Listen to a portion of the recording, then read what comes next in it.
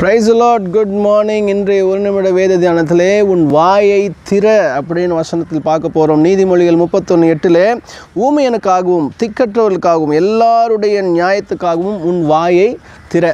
நிறைய நேரத்தில் நம்ம யோசிக்கிறோம், கவர்மெண்ட் வெறும் பணக்காரர்களுக்கு மாத்திரம் செயல்படுது, நல்ல இருக்கிறவங்களுக்காக மாத்திரம் செயல்படுது அப்படின்னு சொல்லிட்டு. ஆனால் சில நேரங்களில் இந்த வசனம் சொல்லுது, ஊமையனுக்காகவும் திக்கற்றவர்களுக்காகவும் உன் வாயை திற.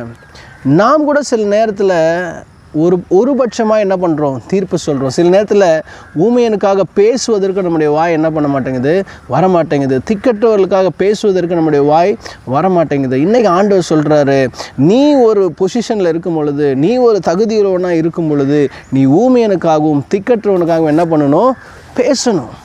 பேசி நியாயத்தை சொல்லணும். ஏன்னா நம்முடைய ஆண்டவர் நீதியுள்ள நியாயாதிபதியாக இருக்கிறார். அவரை தேடுகிற நாமும் அதே போல் இருக்க வேண்டும். கர்த்தர் உங்களை ஆசீர்வதிப்பாராக. ஆமென்.